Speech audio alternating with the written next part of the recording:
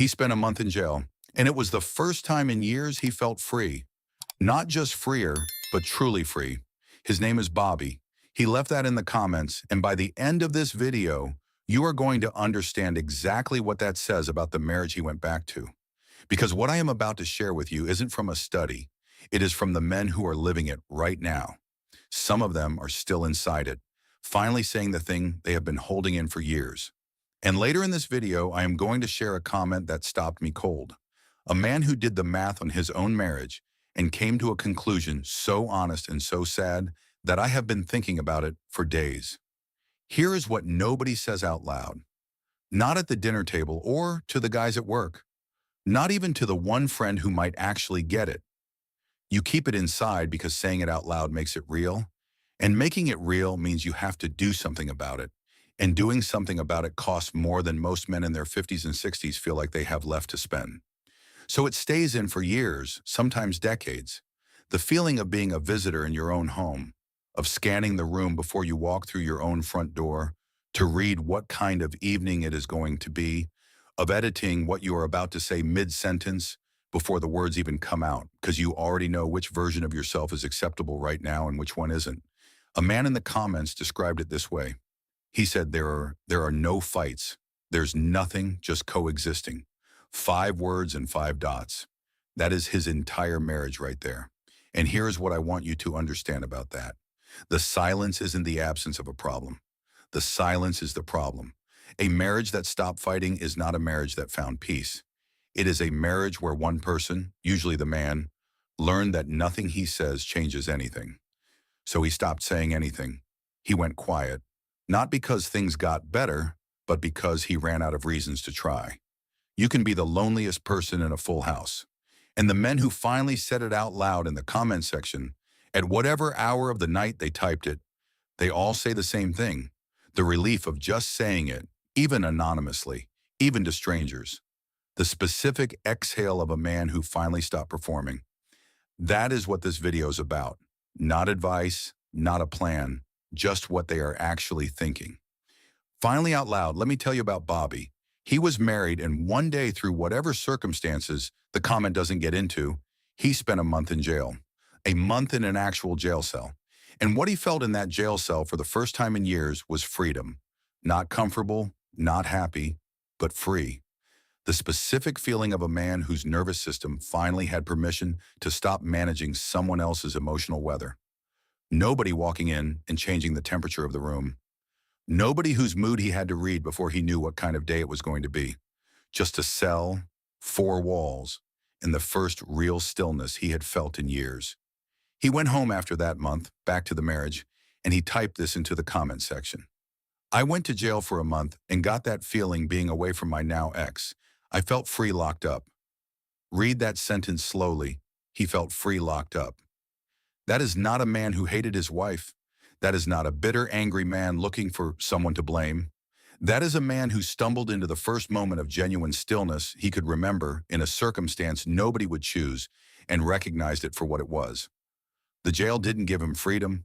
His marriage had taken it so gradually, so quietly across so many years that he didn't even know it was gone until he stopped being in it for 30 days and felt what his own nervous system was supposed to feel like. He called her his now ex in the comment, which means at some point he made the decision. But I want you to sit with what it took to get there. A man shouldn't have to go to jail to feel what peace feels like.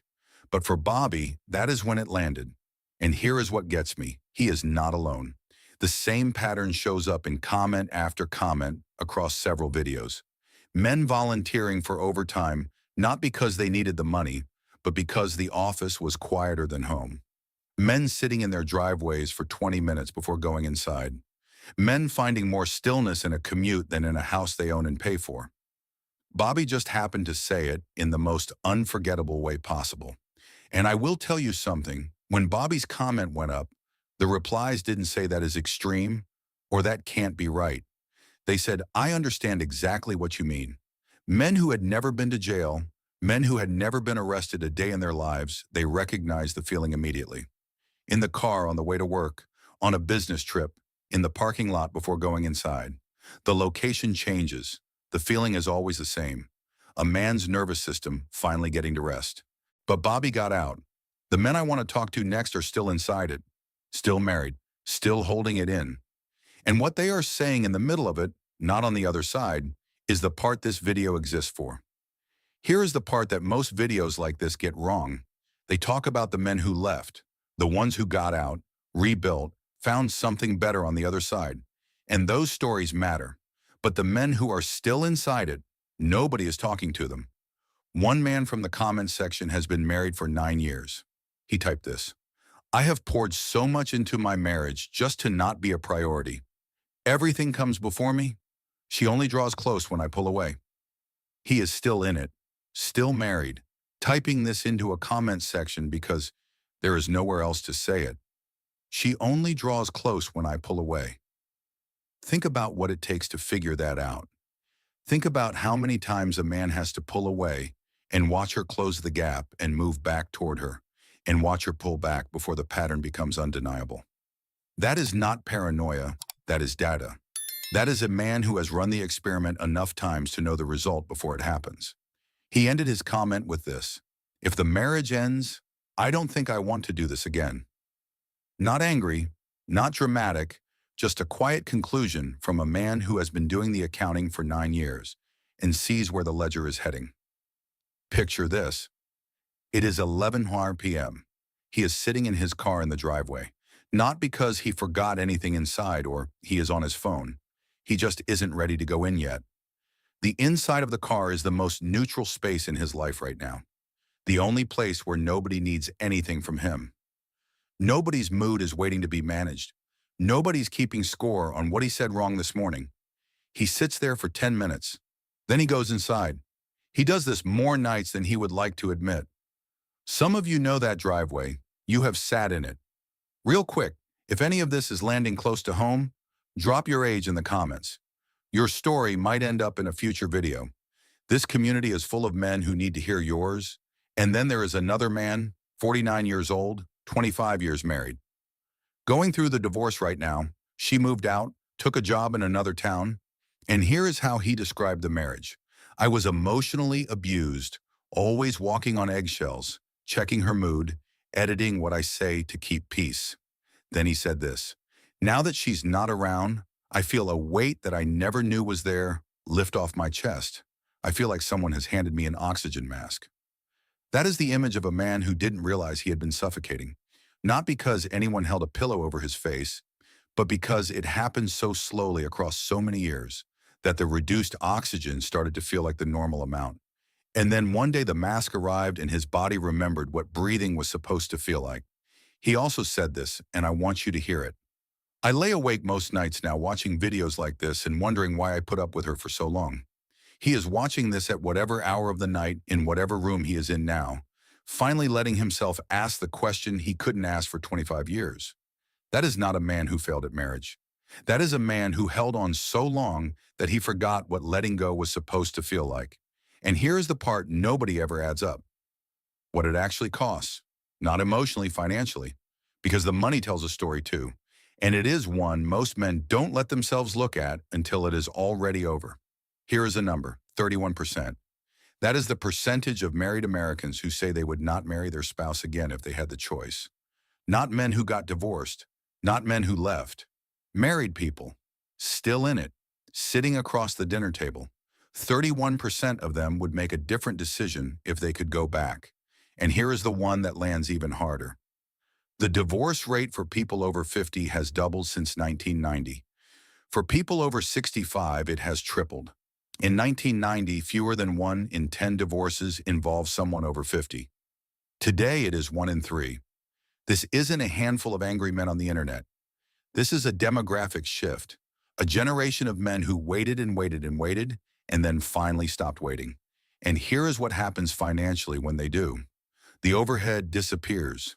Not just the obvious stuff, the separate households, the lifestyle maintenance, the spending that served the relationship instead of the actual life. One man in our community said it plainly. When he had a girlfriend, he couldn't save $1. After that, he saved $1,000 a month into savings without thinking about it. A man in our comments put the whole thing in one sentence. There is only one thing worse than living alone: wishing you were alone. That comment got 78 likes in less than 24 hours because 78 people read it and immediately recognized their own life in it. They didn't need to think about it. They just knew. And here's the one that makes the math completely concrete. A man in our comments said this: "I was with her for 20 years. One day I realized she had bought me dinner 5 times. 5 times in 20 years. He wasn't keeping count to be petty.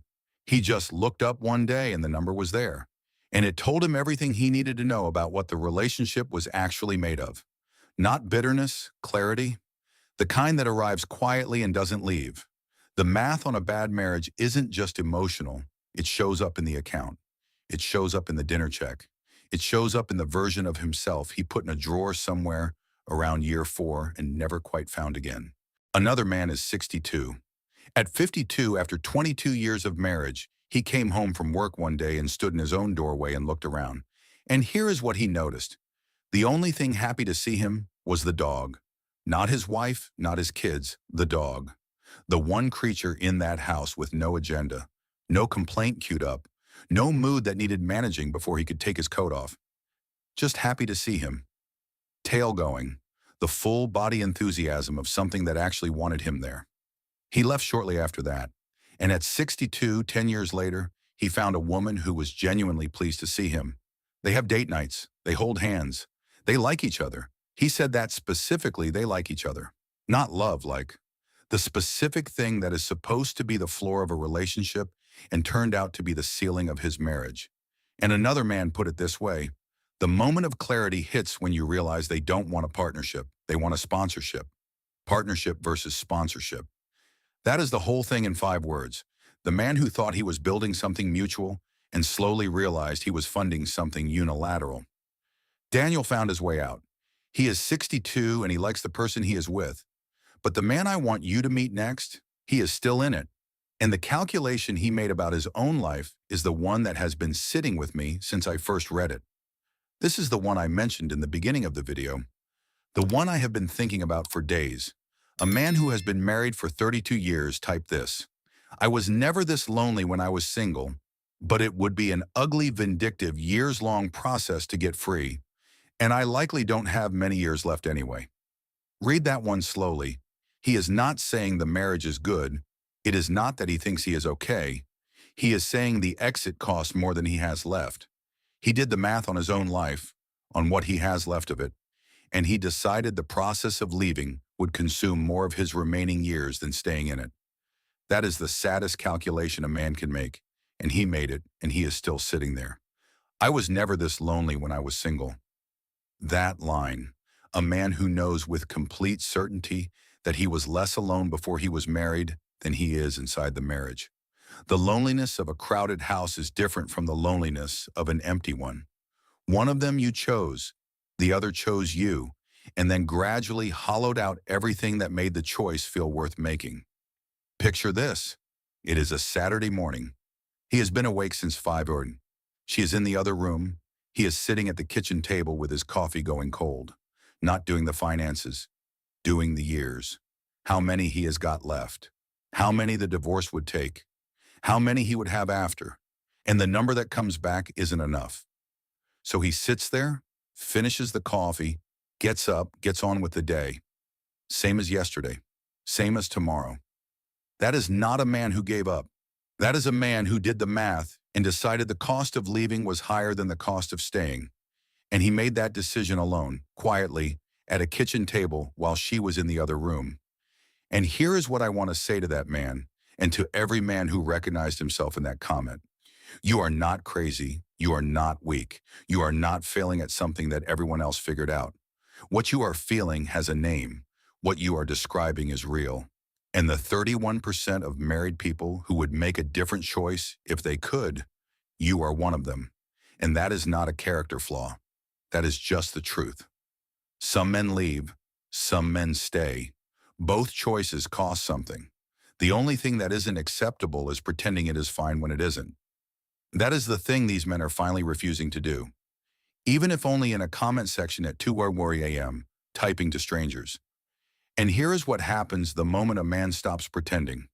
The moment he starts to say the quiet part out loud, even just to himself, something pushes back. It always does. Here is what the people who don't understand this will say. Marriage is hard. Every marriage goes through rough patches. You made a commitment. You don't just walk away because things got difficult. Have you tried counseling?